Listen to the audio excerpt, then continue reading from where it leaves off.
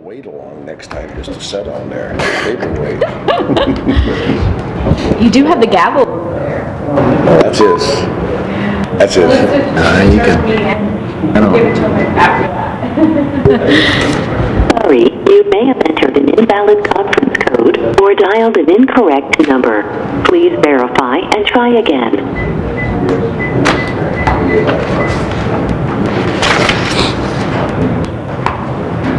Sorry, you may have entered an invalid...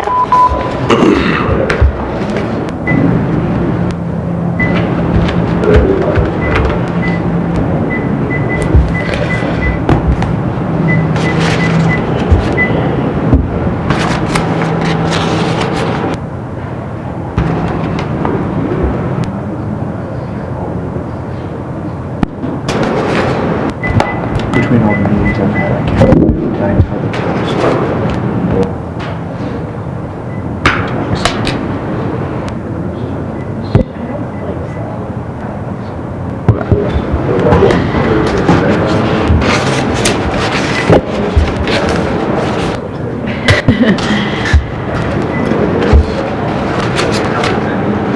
the conference. After joining the call, to record the conference for those who may miss this call, or for future playback, press star 2.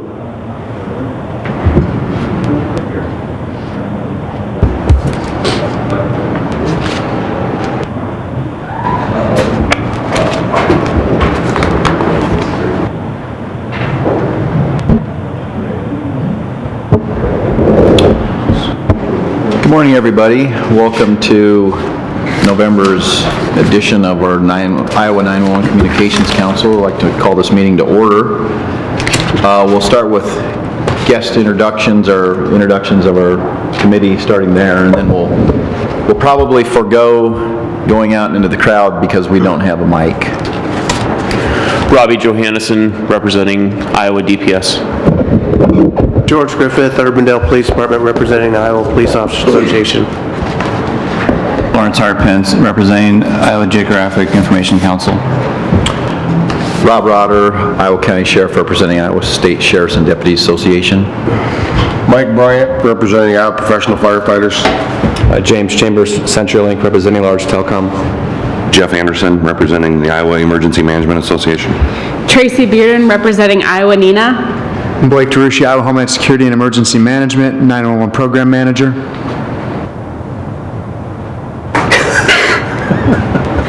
Rob Dinner, representing the Iowa EMS Association. Okay, thank you. And do we have anybody on the phone? Angie Johnson, Iowa APCO.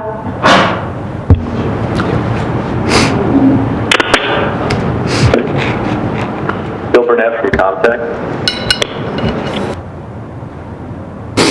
Jamie Robinson, Mask, EMA 911.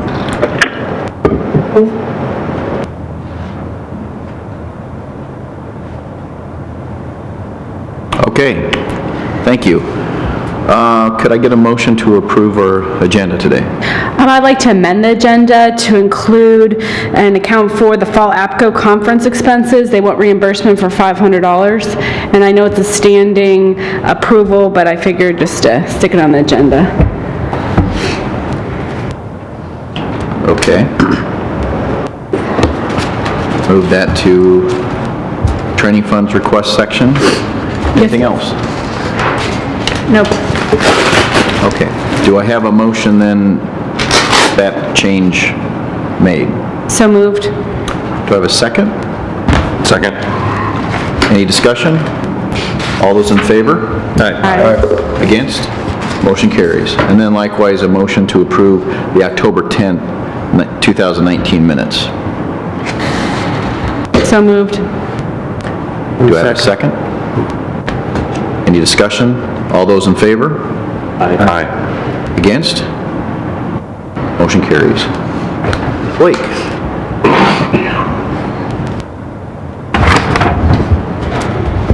Good morning, everyone. First things first is the financials. The council should already have them in front of you.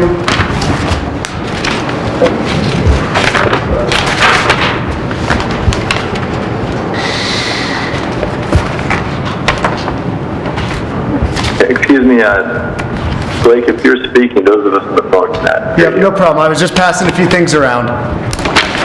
Oh, okay. So taking a look first at the wireless expenditure report, should be fairly self-explanatory at this point. Haven't changed it too much lately.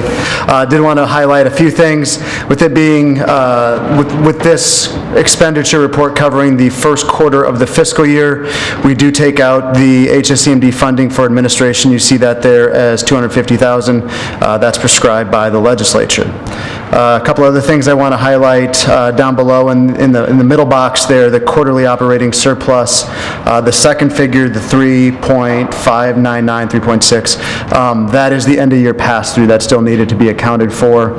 So that's removed. You'll also see a large expenditure of 1.7, almost $1.8 million for the virtual consolidation under non-recurring. That is this the signed contract with Comtech to do the statewide alley. So that's why there's a large expenditure there. The other thing that we did, if you remember, we're able to maintain a 12.5% catastrophic reserve fund, if you will, portion of the fund. And that's down below, and it's asterisked. We've always just kind of estimated that at 3.5, just because it's close. But with the end of the year recently passing, end of the fiscal year, we're just using that actual number going forward. So that ended up being 3.8 last year. Figured it'll be close for the upcoming year. So I know I'm kind of bouncing all over the place, but again, if you go into that middle box, the quarterly operating surplus, there's 12.1 million remaining in the fund, 8.3 of which is available. So, and really the only thing that accounts for is the catastrophic reserve. Any questions on that form? Mr. DeRoche, Yes. is the 12.5%, is that defined somewhere in code or rule? It is. It's in 34A7A, and it spells out 12.5% for catastrophic reserve for man-made or natural disasters. Basically, if we were to lose a data center and need to replace it on the spot, we'd have the funding to do that. Thank you. Yep. Moving to the next sheet, the quarterly payments to the PSAPs. Again, it basically just, if you go to the far right-hand side, you see the payment amounts that were sent to the PSAPs. Those should have been received the end of October, beginning of November timeframe. Really, the only thing of note there is if you look at the asterisk for Chickasaw County, we are still withholding 35% of that. So what you see listed is the full amount. We retained about $10,000, and that is still because they have not submitted their expenditure report from 2018, fiscal year 2018. So this is the third payment that we've withheld. So we are now withholding around $30,000 total. They have until March to submit that, otherwise they lose it permanently.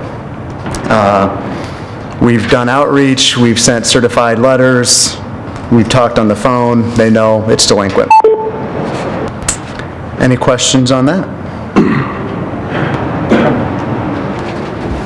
We don't have too much of a wireline migration update to give you today, but I did want to kind of just list the various steps that are really going to be involved, kind of refine, detail the timeline that I showed last month.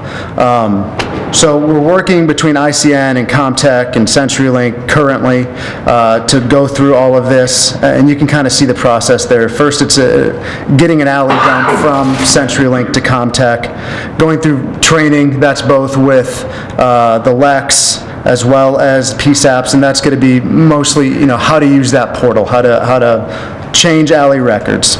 Then they'll go through a period of really scrubbing those alley records, making sure they're accurate, making sure they're correct, staring and comparing and making sure everything's accurate. For a short period of time, probably between April and May, carriers will have to kind of dual provision, so both in the current alley, the database that they're using, most likely through Entrado or CenturyLink, and also in Comtech. That is to basically keep those old records up to date while we're making that migration. And then in May, starting the go-lives and being complete in July and August timeframe. So just wanted to kind of put some more context behind the timeline that I showed last month. A couple informational emails have gone out, mostly to the PSAPs and the LECs, basically talking through that process. We actually had to rescind the letter of agency. We sent the wrong one, and we're still working through the process to get a new one out. And that's really just to inform the LECs, inform the PSAPs that the alley relationship will be changing and that we have the authority to do so. So that's the reason behind all of that. Any questions on that aspect? Mentioned this, I think, in the past, if not here in other meetings. Text transfers are really now possible, but I'm wanting to roll it out in a little bit of a controlled testing process. So we did test this in Lynn County with their 3 PSAPs, Lynn County Sheriff's Office, Cedar Rapids, and Marion PD, and it worked seamlessly. Next, I'm working with Tracy and the Polk County PSAPs to test this further. And it's really just a pound, the letter T, and the 4-digit PSAP number, and you type that in the text field, and that text is then transferred to that PSAP. So for PSAPs, you'll definitely either want a cheat sheet of some sort, or perhaps even, configure your pre-canned messages to have those transfer codes in there. So again, working some of the testing before I send out those codes far and wide, and also working with Comtech to kind of get a one-page instructional just to explain it and make sure you have some documentation before kind of sending that into the wild. Did want to let everyone know, just because of the timing, that the draft admin rule that adds county sheriffs and police chiefs over in charge of PSAPs, that admin rule will post November 20th, and that really starts the open comment period. So nothing at this point to worry about. Again, November 20th, that gets posted in the bulletin. Then there's a long duration of open comment period. It's really cut and dry. The rule that we wrote, it basically mirrors the language from House File 516, which basically adds, again, the sheriffs and the police chiefs of some PSAPs. Any questions on the rest of that slide? Okay. Talking through the GIS grants, in October, 10 counties qualified for a total of $72,000, and so far for fiscal year 20, we're just short of half, and about $276,000. So we're still trending a little bit behind last year's, but in working with Comtech, GeoCom, they've done quite a bit of outreach to the counties that are needing to kind of get going, and helping them out with what exactly needs to be changed and updated to make sure they do meet those benchmarks. The Travel, Public Education, and Training Fund, you also have a detailed sheet in front of you. Really basically says the same thing of what the slide says. There are 5 trainings to consider and approve for this month. The NENA Fall Conference, the APCO Fall Conference. Lynn County has a request in. APCO's request that you see up there for $5,725, that's not related to the conference. That is additional training. If you remember, we did approve NENA for 3 training courses in Ames. APCO is also requesting some additional funding beyond the standing request that we do for the conferences. And then you see there the Cerro Gordo request as well. So when you look at all that what we've approved, what we have to consider, and what we still need to consider as far as what we have out there for standing approvals with the spring conferences, we do need to come up with around $4,000. and that also does not factor in any additional travel for the year. So, I mean, that would be, you know, trimming the budget to exactly zero, and it doesn't account for any travel. Travel's not a huge expense. So far, we've spent just under $1,000 on council travel, but it's a factor that I think needs to be considered rather than taking the account to zero. One additional item for the training fund. One of the items that we approved, Hancock County, the good, the bad, the ugly, for $18,000. It was discovered that one day in particular dropped below the minimum participation. So that was brought to my attention. I brought it to the council's attention, and I know it's going to be discussed later on. Just wanted to make sure that was announced during my session, or my portion as well. Again, that'll be discussed, I'm sure, in the actual training approval. Cody with Zetron, did you have some slides?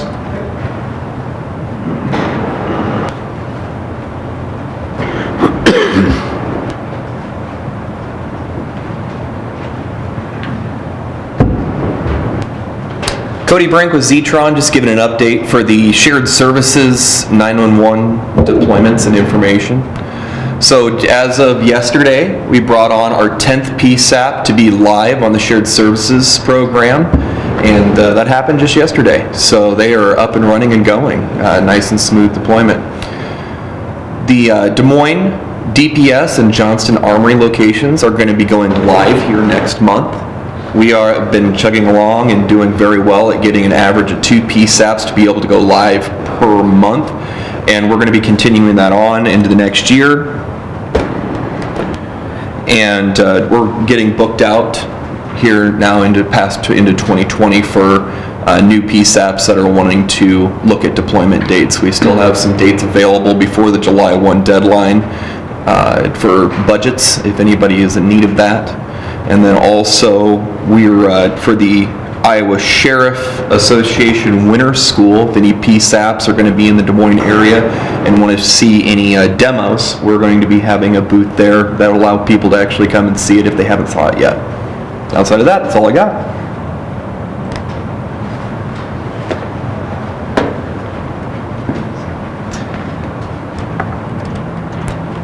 And that is the end of my remarks. Any questions? Thank you. Thank you, Blake. Okay, that takes us to our training fund requests. As Blake said, if we approve everything that's been asked for, we're down about $4,000. And then dealing with some possible travel, I can't imagine that we won't have some.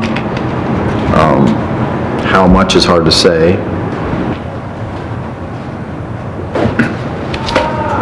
One of the things I think that we obviously have to deal with in some way is the deficit of the attendance of one of the conferences. Andy Buffington, I know, is here, and maybe it would be helpful if you could just explain what had happened so the council understands.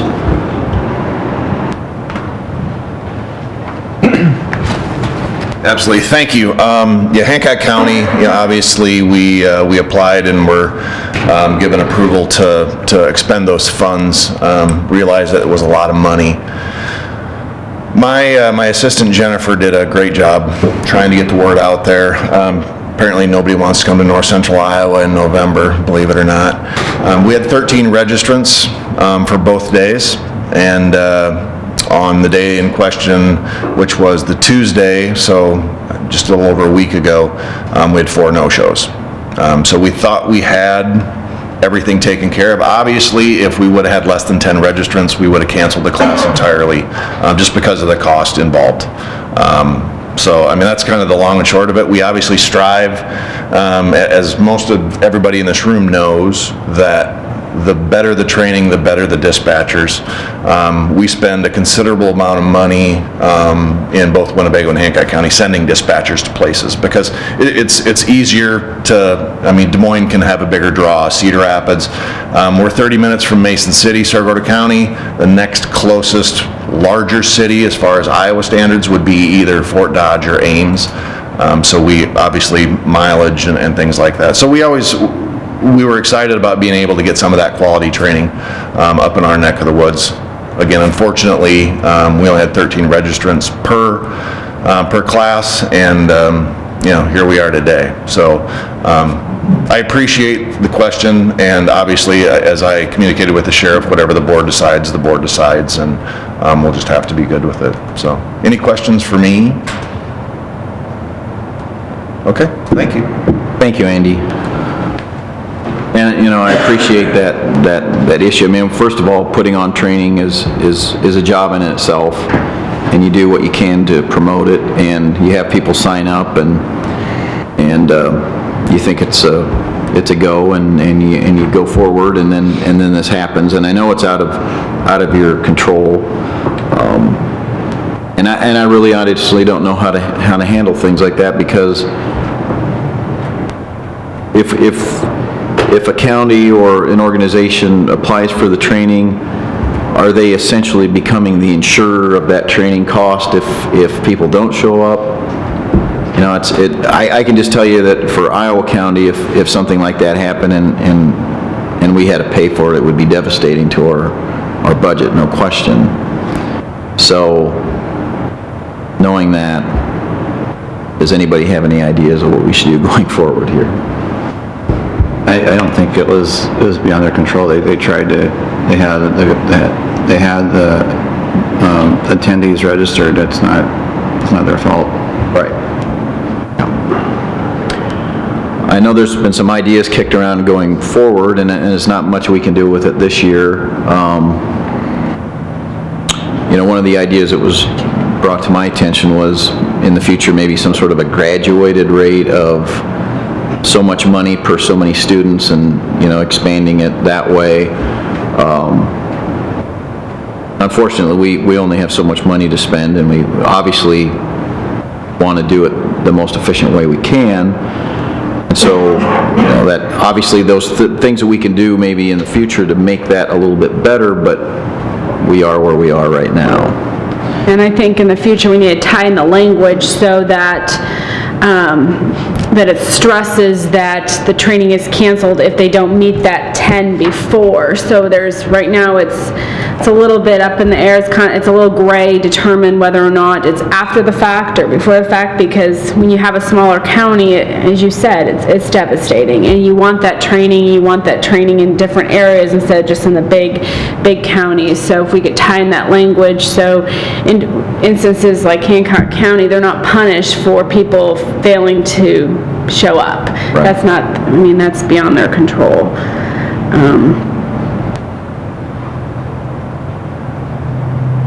So dealing with the fund requests, obviously we can't fulfill all the requests with the money that we have today. So I think it comes down to, do we go ahead and still provide the $18,000 to Hancock County, and then do some trimming with the new requests, or do we just trim Hancock County and keep them? I guess that's what it comes down to, and that's not an easy decision to make, obviously. Or could we modify it? I know it's kind of going outside the rules, and it's a little bit gray.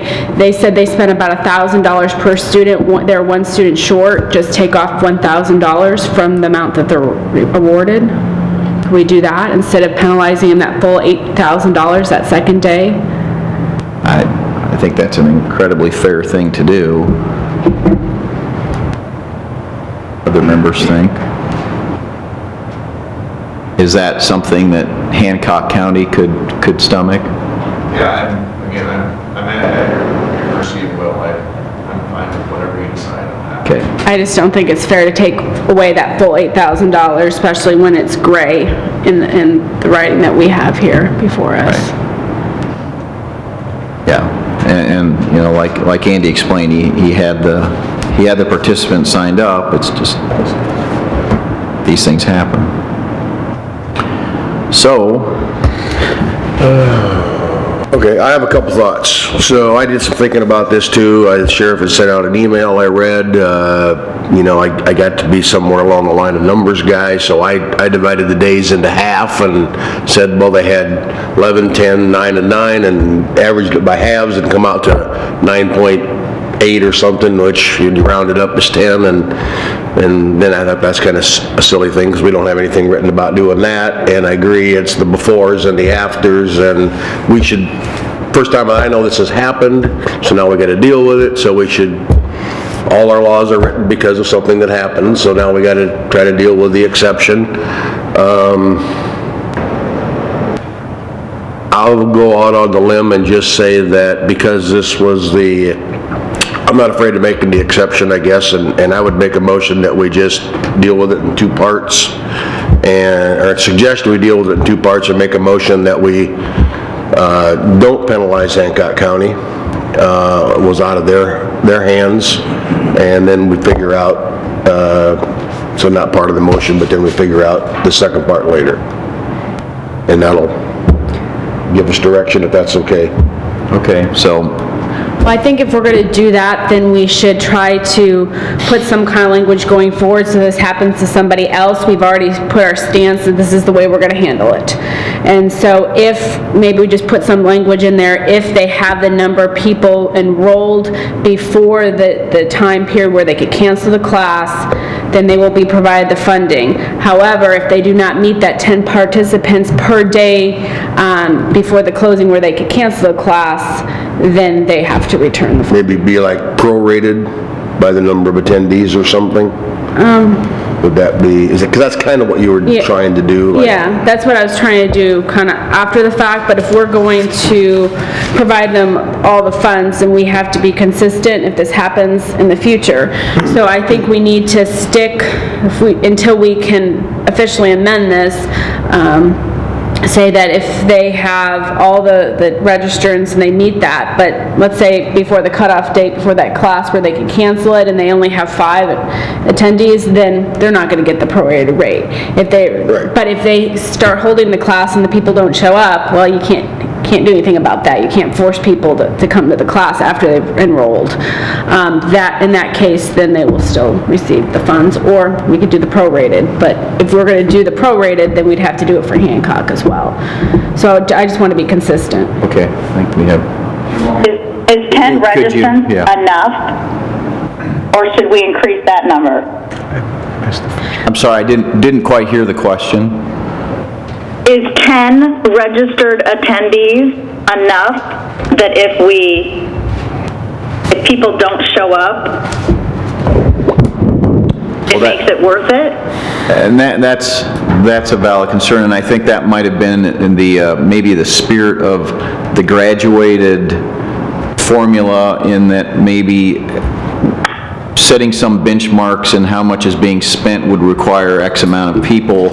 Obviously, if you're spending $1,000 and 5 people show up, you were more efficient than if you had spent $10,000 and 6 people showed up. So, I mean, there's a lot of little things we could do. Of course, none of that helps us today, but going forward, I think there's a lot of tweaks we could make to maybe help this be spent more efficiently. All right. Yeah.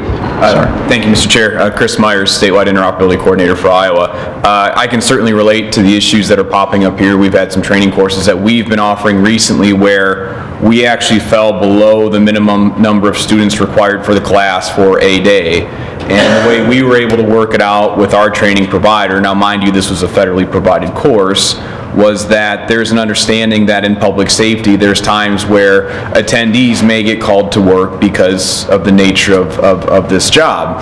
And the way we had it worked out was that if we had some sort of verification that, hey, this student's getting called away because he or she may have to fulfill work obligations that may not have been apparent when they signed up for the course, and it was done in good faith, and we have some sort of documentation that it's generally okay, and they can make up that class time if they need to get a finished certificate for whatever reason. But we've worked through those processes with them in the past, and if the council would like to kind of see what we've had to work through, I'm certainly willing to provide that information offline. That would be very helpful. Thank you, Chris. Andy? One of the things that as my assistant Jennifer and I have workshopped this, the attendance issue and a very expensive training. One of the things I think would be helpful moving forward, and it's just a suggestion, is pay a percentage of it. Would Hancock County put this training on if we would have had to foot the whole bill? We would not have. So we're thankful that we had the opportunity to do that. However, if it would have been a cost share, if we would have had to have some skin in the game, I think at the end of the day, maybe we would have been more thoughtful about it. I hate the idea that Hancock County is the example right now that we have to sit up here and talk about a failure, that we had to be able to recruit enough people so that the council has to consider this. But as we talk about it, I think some skin in the game for those locals, whether it's a percentage, if it's a 75-25 cost share, because if everything's just free, at least to the end user, it makes it pretty easy to make those requests. Right, and so one of the things that had come up was having maybe everybody have some skin in the game. So maybe if I send somebody to Hancock County to train, and I have I'm signed up, 2 or 3 people, it's awfully easy for me to say, you know what, we got a little busy, so I'm not going to send them because it was free. And so maybe that's a way to deal with that, is having everybody maybe have a little bit of skin in the game, so you have that incentive to go through. So things are still going to happen either way, but I agree with you, and maybe we can spread that skin out a little bit. Thank you. Thank you, Andy. And I do like the SWIC's suggestion about having that document exception, because we all know that everybody has jobs, and if there's a major fire or a police incident that the individual needs to go to, they shouldn't be penalized for that. So, could I give everybody on the council a little bit of homework, and that maybe between now and our next meeting, we throw some things together on maybe some emails, and throw some ideas together and hash over them, and then at our next meeting, we can pick the good, bad, and the ugly out of those and come forward. I really don't want to appoint a committee for this, because I think it's something that we can deal with in a meeting or two, and certainly we have time now going forward to get it done, but I would prefer if we could just throw some ideas around in the next couple of weeks and put something together to talk about at our next meeting. Is that something that would work for everyone? Okay. I still do have a motion on the floor, though, I believe. It didn't get a second, so. It did not get a second, okay. Was anyone interested in a second there? I don't want to, okay. Is that I'm sorry. Was the motion? Your motion was... Yeah, as I remember it, my motion was to go ahead and make an exception to the rule, I guess, and not penalize Hancock County on this particular part of it. Okay, so basically a motion to go ahead and pay the $18,000. Right. Okay. I second it. There's a second. Okay, any further discussion? All those in favor? Aye. Against? Motion carries. Okay, so that brings us to the new fund requests. Blake, do you think that if we held back an extra $1,000 for travel, that would take care of us in your opinion? Should be really close. Okay. The other kind of fallback here, before this fund was in existence, the council was able to travel off of our administrative costs. And as far as I know, there's nothing that says you can't continue that. It's just that this is kind of the dedicated portion of it. Right. So if there's funding there out of our administrative, our $250,000, again, as far as I know, there's nothing that says we can't dip into that to pay the council travel. Okay. So are you comfortable with not appropriating any I think $1,000 for council travel. You think that would be real close. Okay. Yep. All right. So essentially then that would make our deficit $49,1907. 29. I'm I'm sorry. Oh, you're right, you're right. No, 49. 491907. Can I ask you? Absolutely. Question for Blake, and I don't need an exact number, but of your, you get of your $1 million, I mean, a year, right? 250 a quarter? 250 total for the year. 250 total, okay. You wished you got $1 million, right? Okay, sorry. So of the 250, I mean, how close, you didn't spend it all last year? There would be a spare little- 1,000 or whatever, you A little know, bit to left, cover okay. the council travel, yeah. And that was the other thing I was gonna ask. Is there any places where we can legally cover the shortfall? I mean, know we're I would bound say by our code. administrative portion. Okay, Yep. thank you. That shortfall being specific to travel, though. If we go over the 1,000 that we've Right. kind of earmarked. Right. So, we have the APCO training that was added to the agenda. That was that the? 500. 500. We have Okay. that standing, so we have 10,000 for the NINA and APCO that we've already kind of approved ongoing. And just to whittle it down more with APCO and NINA representatives, do you have any idea, you know, are you going to be using or requesting that full $5,000 for spring? Looking back at the fall, you didn't, so, you know, that's another way we can whittle it down.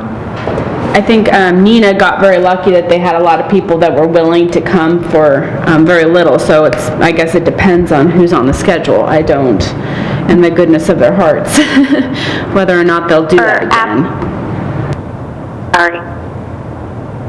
For APCO, we're planning on spending, our speaker we lined up is $4,500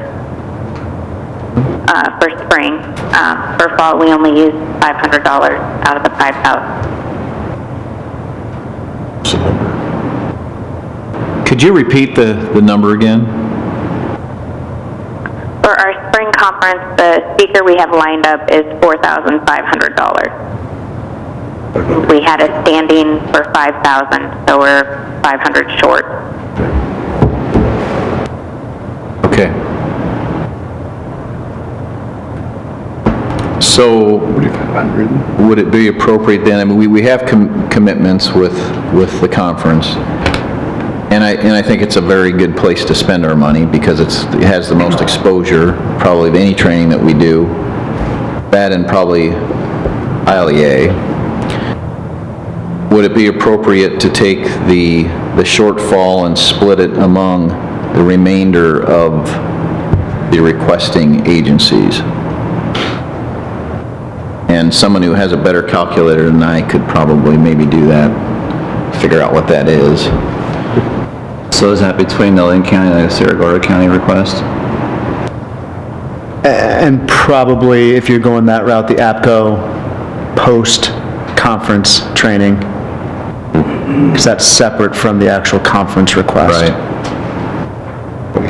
26,000. And I think we'd probably have to figure out then, if we did go that route, then see if those training sessions would continue, would they, if they would have the ability to cover the rest. If not, then perhaps more money comes into the fund for those that do go on. It's hard to say because it's like, which is the first to fall if somebody does fall, but just trying to treat everybody equally, I really don't know of a better way to do that. And I suppose if one of them does fall off and say, well, we can't fund that small portion that we're asking them to fund, then we go back to one of these three and Right. two and try to make them whole. Right, yeah, that's what I mean, yeah, absolutely. So if we take 2,000 from each of them, and that gives us even more for travel than what we're going to. So just reduce them by 2,000 across the board? Does that sound reasonable? Yeah, I did a percentage basis if you want it, because I don't know if a flat deal was better or percentage per one, but I took the three amounts, came up with $25,725, divided that into a number 441907, which was arrived by taking the 391907, adding 1,000, subtracting 500 for the leftover from the APCO spring, and it comes out to like 17%. So that would prorate it, 17% less. So for example, the 12,001 would be whatever, 17 times 12,000 would be $2,061, so that fits into the flat fee. Obviously, the other ones would be a lesser amount. I suppose that's inherently more fair because it's the even percentage across the board then. Or if we wanted to just away with fractions and cover ourselves, we could just say an even 20% for a round number thing. Yeah. To approve 80% of what they asked for. I think that's fair. And it's Or if you're looking at the skin in the game and the 75-25. Well, since you have your calculator out, can you give us what those numbers would be so we can make this a clean? Okay. Basically funding them at 83%, if I understand. At 83%? Yeah. Or 80. I had 17 point something, so we could say 82. I guess we'll round it. Okay. So 12,000 times 82% would be 9,840. Okay. 8,000 times 82, whoops, sorry. Said I was numbers, I didn't say I was fast. 8,082 would be 6,560. And 5725 times 82% would be 4,694.50. Okay. I have a question. Yes. Are you taking into account, I know APCO and NINA had a standing 5,000 for the fall conference each, and we both came in under. Is that being added back in? No, I don't believe so.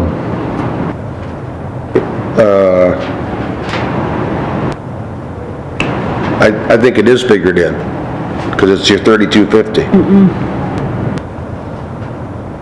So the extra 1,750 is Okay. calculated in. If you're looking at her question that way, I and agree with APCO you. Yeah, it's being put back into the pot that's available for anyone else to request. Right. Okay, perfect. Right. What we don't know, though, is if NINA Spring is going to use their 5,000. yeah, I'm not. So Yeah. I would, while we're in discussions, I would say if we use the 82% formula for the passing or guarantee or the whatever, meets the requirements, but it could be higher if there's less travel / NINA Spring doesn't use their 5,000 prorated at the same. And we did this a little bit last year at the end as well, and it was specifically related to Ames or Story County requests. We basically, and I worded the letter that basically said, you're approved at this amount, we know there's a deficit here, anything that we have that we can make you whole, we will, but this is what you're approved at, we'll make up the difference if we can. Yeah, I recall that. Okay. So, you have some clean numbers there for the three requests. Does anybody want to make a motion to approve at the numbers that you gave? And I can read them off again if you'd like. So moved. I'll second. Okay, so that's a motion then to approve Lynn County at 9840, APCO Spring Conference at 4694.50, and Cerro Gordo at 6560. I have a motion and I have a second. Is there any more discussion? Does the motion include making them whole if there's money left over?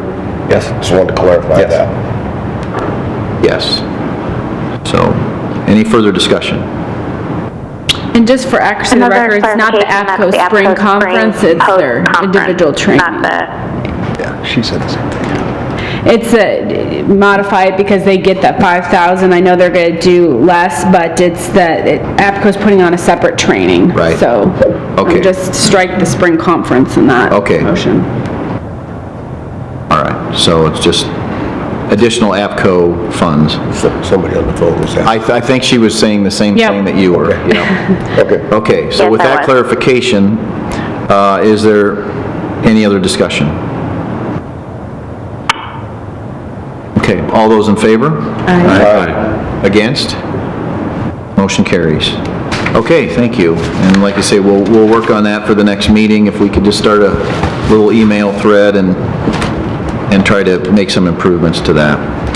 Okay, do we have any technical advisory comments? No. Nothing? Okay. Chris? Is it possible for me to ask, this is Sarah from the Ames Police Department, is it possible for me to ask some questions reference that training funds line item? Sure. I guess I'm just curious for the Lynn County one, the complacency, cannibalism, and critical thinking, the $12,000 request, I know it was awarded for them for $98.40. Is that for one day or multiple days? Looking back, I think it was multiple days, wasn't it? Blake, do you have that handy? I'm looking. It just seems like that's a lot of money for one day. It's 2 days, according to that. That's 2 days according to their schedule. Okay. Okay. Apparently it's a 2-day And- course. Okay, and then the other question I have is, oh, we can scratch that question. But the next question I have is for APCO and NINA. Since they have the standing $5,000 for training funds in there, will there be some cost saving passed on to the registrants of the NINA and APCO conferences then? Like, will the registration fee be reduced? I think that's probably a question you'd have to address to them. I don't know that this council would have any say in that. Okay, all right, thank you. Thank you. Okay. Chris? Good morning, and thank you, Mr. Chair. Chris Myers, Statewide Interoperability Coordinator for Iowa.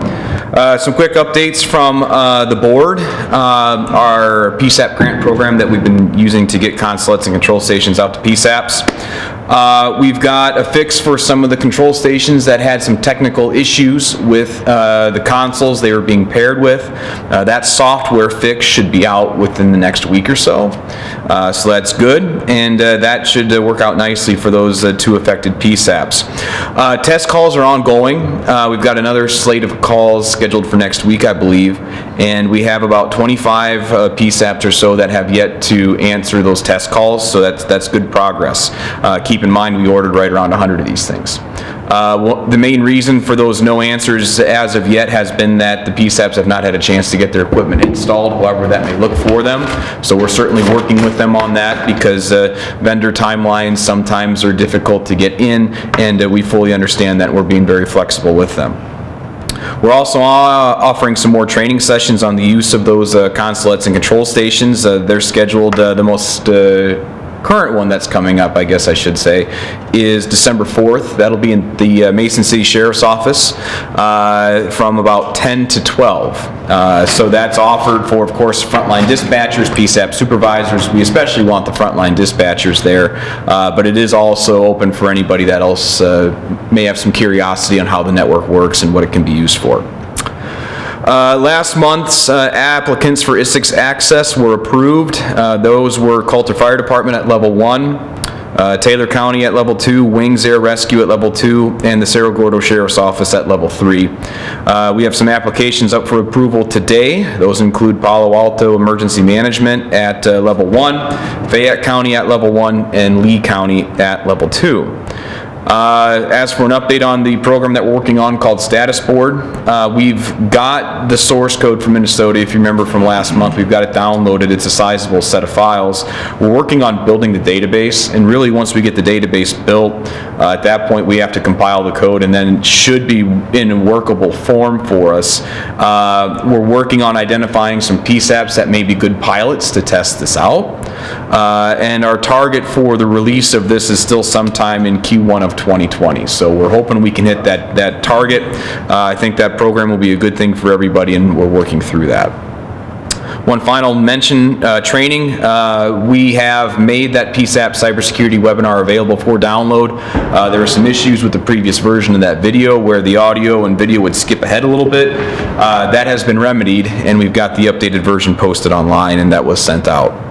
Our COML is next week in Burlington at the Police Department, November 19th through the 21st. We also have another course that is going to be officially released for sign-up in the next day or so, most likely. That would be Incident Tactical Dispatcher. That will be offered at the Carroll County Conservation Center, and the date of that course is the January 27th through the 30th. So that's what I have for the council today. I'll take any questions. Thank you, Chris. Thank you. Okay, usually at this point, we would hear from Jim Lundstedt. I was actually going to read his entire title today, but we're going to miss that now. Is there anybody here in place of Jim?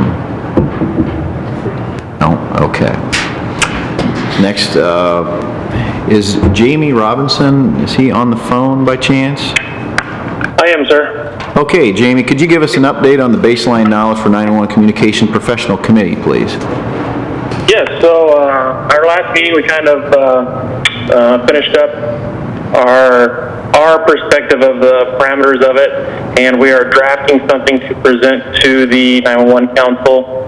I'm hoping to have that done by the next 911 Council meeting, not making any promises with holidays and lots of training going on here recently, but I'm going to try my best to have that done.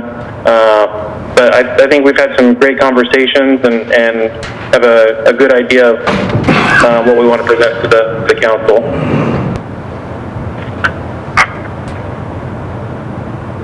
Okay, any questions for Jamie?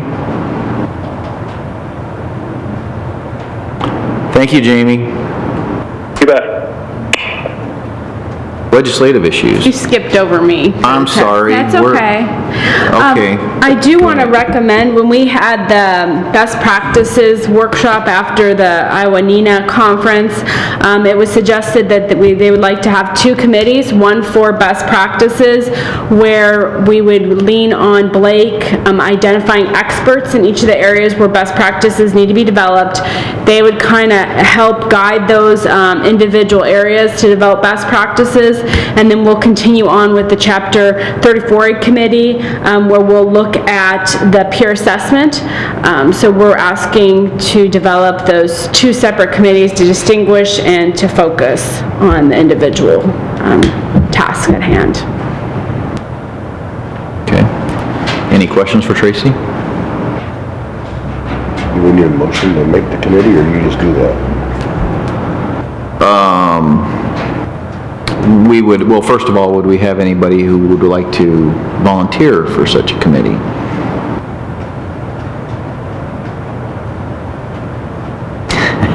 Well, I think with that best practices, first we need to identify, we had come up with some areas, but I can work with Blake so he could identify experts, and then we can reach out to those individuals, and then at the next meeting we can come back with some individuals who help guide that process. Right, and I think it's a good reminder that when we put committees together, we're not necessarily looking for members of this council, but anyone who can bring expertise to such a committee. So as always, the door is wide open for people to take part in that. And the other thing I want to reference, we did send a letter to Iowa Homeland Security, to the director, and they would like individual service boards, individual PSAPs to come forth with the hospital for that change in the language to Chapter 34A. So I would like to make the recommendation that we have individual service boards, individual PSAPs write letters to the state requesting that change, so that showing that support. If you need guidance, we can show you the letter that we did send to Iowa Homeland Security. We wrote that and got that out. They do support it, but they believe it's a local fueled issue. And I guess just to be clear, we would not bring that forward. So that probably needs to be more of a sponsored bill by APCO, NINA, one of the Sheriff's Deputies Associations, something more like that. And we're certainly not against it, but because it is totally about local governance, it would almost be illogical, not inappropriate, but it would not be a state entity bringing forward a proposal for changing local governance. And if memory serves, aren't the people that are most affected by this those hospitals? And I know that the hospital has a pretty strong association, so maybe that would be the proper agent or organization to bring that forward. And even our advocacy strategies who support Iowa NINA, Iowa APCO would be a good source, because that's what those individual organizations pay for. So to have them kind of lead the way and kind of guide that legislative process. But if even just showing that support, we have a little bit more paper trail that these individual communities want this. Right. The other thing the letter did reiterate is the standing policy memo that our office did send out about a year and a half ago that says, as far as we're concerned, this is the policy, but you're right, as far as getting it codified. Right. That's yeah, I think it's just one of those places where maybe the code could just be cleaned up a little bit. And the last thing I failed to mention, we'll start looking at the peer assessment after the first of the year, just because of everyone's schedules with the holidays. We want to be productive and make sure everybody who wants to review that and look at the changes is able to. So I will schedule that for the beginning of the first of the year. Yeah, it's a pretty interesting document from what I've seen of it. I haven't obviously read it all, but it's pretty good document to look at. Okay. Back to legislative issues. Is there anything? Okay. I just wanted to make a note about weather situations. We talked about this in the past. I'm going to always try to anticipate bad weather, and what I really want to avoid is calling off a meeting due to weather the morning that people are already in their cars scooting across the interstate. So I'm just throwing that out there that I will do, and I think everyone in this council will do their best to identify weather situations. Obviously, we're a wide state, and what might affect one part of the state might not be affecting another, but my goal would be to get the word out that a meeting was canceled the night before, if we can. And a lot of that may have to do with having one part of the state maybe affected to where we can't get a quorum and we just aren't going to get our work done. So just throwing that out there, I just wanted to remind people that that's the goal, is to be ahead of the game in that situation. Any other business anyone wants to discuss? I don't think we have any new business or travel requests. I had one comment I wanted to make that happened to pop into my head for whatever reason, I don't know. But I've been around a long time. I hope this doesn't jinx us.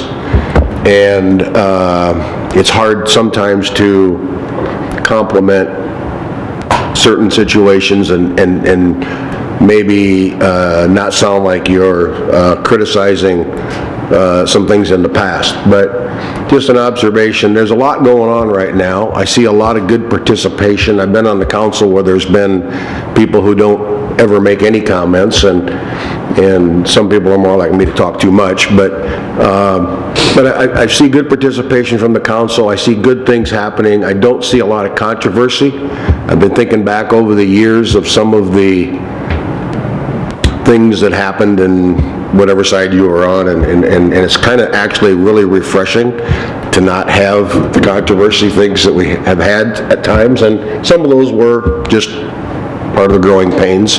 But I also think that as I look at things over the last 20 some odd years that I've been on the council, I think a lot of that is due to Blake. I think there's a lot of good leadership there, information for us, a lot of transparency, and so that was probably the bigger part of what I wanted to say is that I think Blake's doing a really good job. I know he's helped me out a lot of times when I've had questions, and I just also wanted to include the folks on the council too, as things are working, and it's a lot easier to come to work or do your job or be involved if things are going good. So just an observation from me. Thank you. Thank you. All right, any business from the floor? Any business on the phone? Okay, then I would entertain a motion to adjourn. So moved. Sorry, did we have a motion? So moved. Okay, a second? Second. All those in favor? Aye. Thank you, we're adjourned.